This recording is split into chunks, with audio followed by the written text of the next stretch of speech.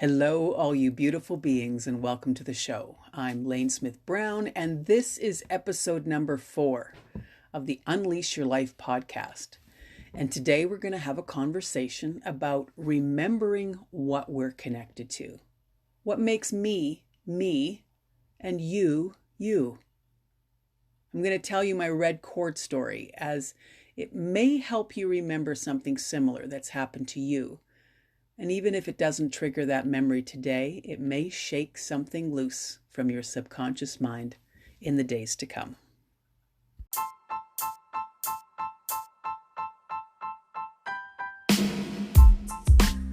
This is the Unleash Your Life podcast, where you're going to learn what your power leaks are, and more importantly, how to plug them.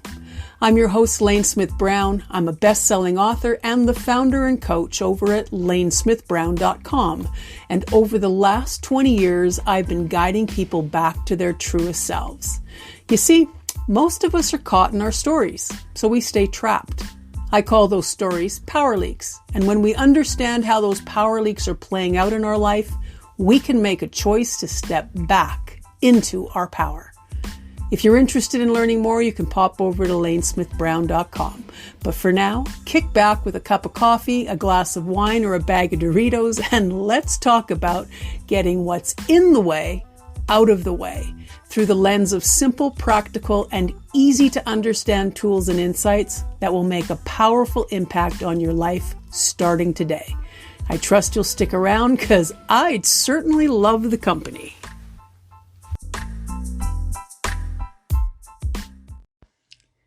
Welcome back to the show. I am so glad you've joined me today.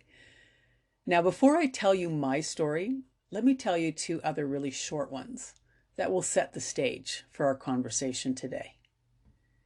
I was in a good friend's home as she was getting her kids ready for bed. Martha had created this beautiful wind-down ritual at the end of the day that began with playing a CD of exquisitely and uniquely arranged lullabies. Then she would invite the little ones to listen and move gently to the music. In and of itself, watching a 2- and 4-year-old sleepily move to the gentle notes was quite moving, but what happened next put me over the top. As their little legs grew more and more tired, they snuggled in with us on the couch. And in this sleepy state, Martha asked a question of her 2-year-old.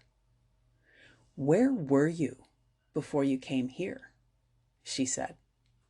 Now, the little one could have quite easily said dancing. For a 2-year-old, that would have been a simple and obvious reply. But instead, she said, "I was waiting."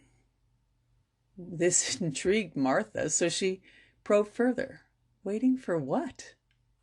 "Waiting for you to be ready," came the reply. What do you do with that? How do you process it? Why would a 2-year-old come up with such a notion of waiting somewhere until someone else was ready for them? Years later, another good friend of mine had a similar encounter with her 4-year-old, little T. Completely out of the blue, she said, "I love everyone, but I picked you as my family because I liked you the best." It gives me an enormous amount of satisfaction to believe we were somewhere before we came here, and we chose where to land. On this side of my own journey, I can see plainly why I chose what I chose for a starting point. Oh, I railed against the unfairness of it for many years, but I've proven to myself that I inherently have all the tools I need to become the person I came to be. Not in spite of that beginning, but because of it. Another freeing concept for me to grasp on my journey to finding my truth is the idea that if I got myself into this, I can get myself out. Can you see the power in that? It doesn't mean you must go it alone. It just means that you can, if you need to. And I don't really mean alone, but more on that a little later. All right, so it's time for my red cord story. Here we go. I grew up in a very traditional religious home. Now that meant church every Sunday morning and every Sunday night. I, of course, would be required to wear my Sunday best, which usually involved stiff and uncomfortable patent leather shoes, lacy socks, and a pretty little dress. All of which was completely out of character for a rough and tumble kid like me. But it was because God needed us to look our very best when we were visiting him. So what choice did I have? That was just one of the things that began my awakening. A little crack in the veneer, as it were. My young mind was registering something that didn't register as truth. But of course, I wasn't able to articulate it then. I was likely around 5 or 6 years old, while on our way to church, when I somehow understood in the core of my being that I was not meant to follow my parents' path. Now, I'm not thinking such a big thought then necessarily, but in retrospect, I know that what happened next was the beginning of it all unraveling for me. So I'm in the back seat of the car on an ordinary Sunday morning, and as my father drove around this particular corner and I saw this particular tree, I had an overwhelming desire to throw an imaginary red cord around its thick, immutable trunk. And when we drove by it after church, I would untether the rope in my mind, roll it up, and store it for next time. There was something calling me to hold on to something solid so my parents' religion would not swallow me whole. I don't know how long I did that, but it was often enough that I can be that little girl anytime I choose. I can feel us going around that particular corner and seeing that particular tree, and I can feel myself release that cord and deftly lassoing the trunk, and just as easily releasing it upon our journey home, Sunday after Sunday after Sunday. I think about that moment often, really often. How does a child at such an early age understand they are connected to something more, something huge, immutable, beautiful, and expansive, something they intrinsically know they need to hold on to no matter what? I would sit on those hard church pews and listen to the sorrow in many of the songs, the judgment and heaviness from the pulpit, and the hairs on the back of my neck would prick up. I felt the lie of it all for me. The voice inside of me said, "It's all about love, honey. It's all about love." But all I could feel in this place was disconnection. I grew into the kid that every Sunday school teacher dreaded. I had a question for everything. At 13, I balked when my parents told me I shouldn't speak to Gloria any longer because she would be a bad influence. So every Sunday I snuck out of church to meet her in the back alley to smoke cigarettes and laugh and talk. If Gloria really was evil, I never saw any signs. After 6 years of religious boarding school, most of that little girl was gone. The curious, self-assured powerhouse that was born into the world developed what I call a Christian filter. I now believed that everything that contradicted what I'd been taught was simply wrong. It needed no further exploration. I was firmly planted in the camp of them and us, and it would be years before I would let go of that entanglement. Oh, I flirted with leaving the church a million times. And I did, for brief periods of time, until the guilt or fear would push me back in. One time, I got free for nearly 10 years. I took the road of distractions, let's say, and then at 28, I knew I needed to get straightened out. I had spent the last decade being angry and disconnected from myself and knew I needed more meaning in my life. I did the only thing I thought I could do. I went back to the only thing that felt familiar, that smacked of some sort of spiritual connection. Yeah, I went back to my parents' religion. And that was a mistake. It took me about 6 months to figure it out, but I stayed for another 3.5 years. Finally, despite a ridiculous amount of fear and trepidation, no safety net, just an all-encompassing need to be brave and jump, I jumped. I had no one in my life that could understand my impulse.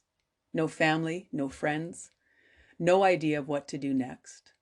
My heart was thumping, but I could remember that long red cord. And I knew I had something to hold on to as I began my journey back to that little girl and all that she came to be. That was nearly 30 years ago now, and it's been a wild, painful, and delicious ride.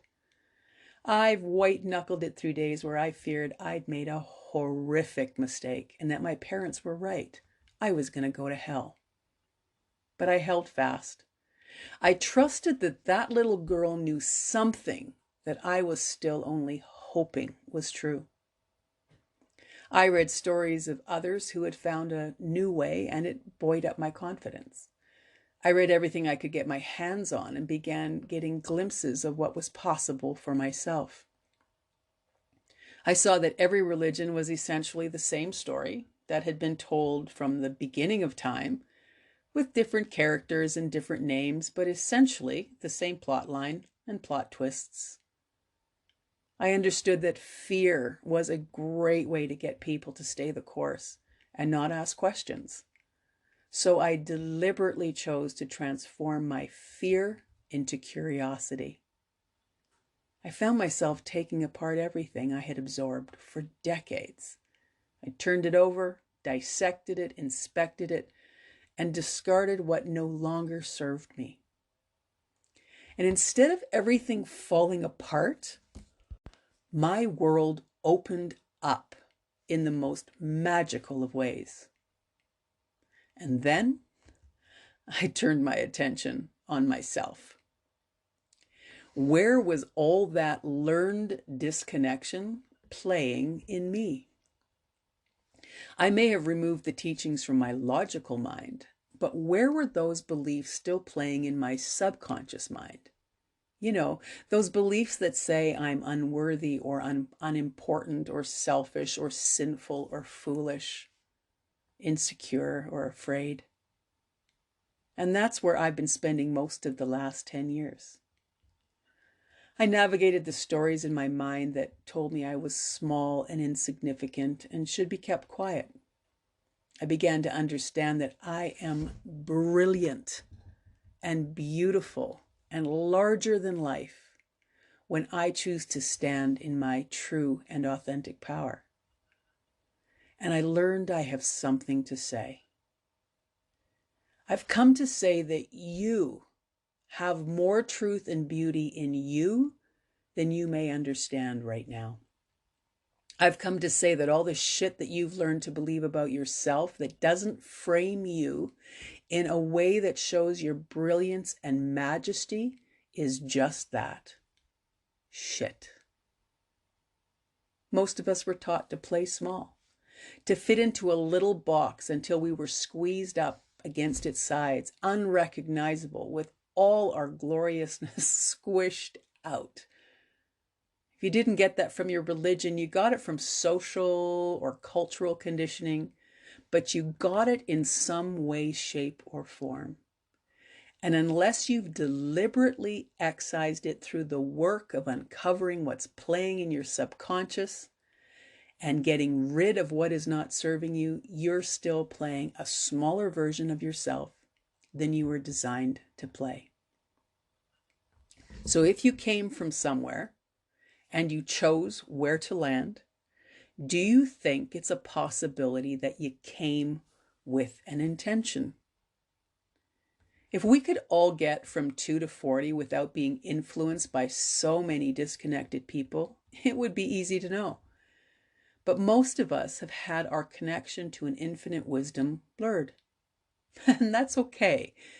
The clues on how to get back are just below the surface. And we are going to scratch at it until we get to the truth of who each of us are and the possibilities that each of us have and why we're here. This is what is meant by awakening. And when we awaken, we begin the journey to standing in our authentic power. There is so much more to us than we remember sometimes. We often convince ourselves that we must navigate our experiences alone, but that's not true. I believe that what some people call God, Goddess, or the universe is a collection of all the energy of all that is, was, and will ever be. I believe this collective consciousness is divine energy and that it contains all the wisdom we will ever need in our lifetime. I believe that this collective consciousness speaks to us through our intuition, and with a little fine-tuning, we can learn to hear its voice and find our way to a full understanding of who we are. And it's far easier than you might imagine. The beauty about the process is that you have an entirely different belief from me, and you can still learn to listen to your intuition. We don't have to agree, but we can embrace our own value and discover why you've come here. So how about we go forward, focusing on our similarities instead of our differences, and begin our exploration together? What do you think? Can you think back to your kidhood for clues on what you came to do? Maybe you're already doing this now. When Martha's son was about 6 years old, he drew a picture of himself hanging out of a helicopter at the end of a rope. He was rescuing someone in the mountains.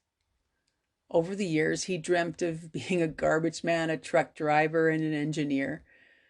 When he got a little older, his musical ability was so obvious we thought he would be a full-time musician, or at the very least, an exquisite music teacher. After years of exploring all kinds of ideas, he chose to become both an emergency medical technician and a firefighter, with an emphasis on working in avalanche rescue. And, like his picture from long ago, when he completes all of his training, he will find himself hanging out of a helicopter at the end of a rope. I don't think Martha has ever shown him that drawing, but I know she has it tucked away and will show it to him someday. For now, she is content to watch him find himself on his own without her influence. She understands it's a beautiful thing to watch someone listen to their own calling in their own time. It's not a matter of if you have a calling, you do. It may be 1,000 seemingly small and insignificant callings over a lifetime, or one big psychedelic one that sees you on a world stage of some kind. That will be as unique to you as your fingerprints and the sound of your laughter. What I do know is that when the awareness arrives, it will be so obvious you will not believe that you didn't see it coming. Is there something you've come to experience or explore? What lights you up? Are you deliberately holding yourself back from doing what it is you came to do because you've already established a different role for yourself, and it would be too hard or too messy to change, or too disappointing or disruptive to those who are counting on you. I hope you are doing what you love already. And if you're not, maybe you'll begin to see how you can dip your toe into the water and get closer to that intention. In the meantime, take some time to think back to your early years and recall what experiences got you all jazzed up. Was it a particular type of game, or a person, or a place? Was it about the animals or the great outdoors, the sky or the trees? Was it about fixing things or making things? Was it about creating beauty in whatever way you felt comfortable making it?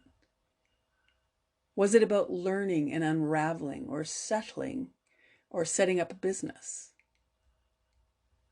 Was it about flight or driving or getting lost in daydreaming and wondering about the possibilities of something entirely new? What's the stuff that gets you all fired up and angry right now? Are you here to address injustice? Are you here to encourage, to challenge, to make someone or some group feel just a little safer or just a little bit more heard?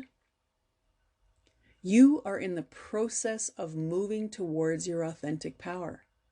You are in the process of turning up the volume on your intuition, and you are in the process of living your purpose. You are beautiful just as you are. You are enough. And I trust you'll keep coming back for more and more of these conversations because there's lots to discover. Now, I just want to be really clear here so the idea doesn't go whizzing by. The journey I described about me getting back to that little girl who knew she was connected to Source, to an infinite wisdom, to her intuition, to her power and her purpose. Yeah, that little girl is who we are all getting back to when I talk about learning how to plug your power leaks. If it's not clear to you yet, lack, poor self-esteem, lousy relationship after lousy relationship, worrying, being unhealthy, doing work that kills your soul, looking in the mirror and hating what you see, sabotaging your money situation or your relationships. These are all the ways we use to distract ourselves from the truth of who we really are. The contortions we make to put others' needs above our own, the feeling that you can't even come up with one thing that would truly make you happy because you're so disconnected from yourself that you can't think of a thing. These are the power leaks, and we don't have to live with them any longer. So you may listen to all of this and call bullshit and say, I'm not divine. I'm not filled with purpose. There is no inner voice guiding me to my intentions. Well, I'm here to say that's a lie. That is simply learned behavior. And this podcast and the resources I am offering will get you back to your truth. The truth of who you are and what you've come to bring.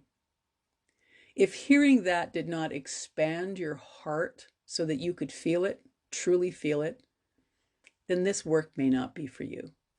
But if you felt the excitement of this idea and you can hear how this is true for you, or at the very least you want this to be true for you, then dig in with me, sister. Let's plug our power leaks and get on with filling up on our authentic power. And then let's work together from that place of integrity. We've got a shot at changing our personal world and the world around us. So keep showing up. Keep peeling back the layers of the lies. And let's inspire others to do the same. All right. That's it for this show. See you next time. I love that you are here. Take care.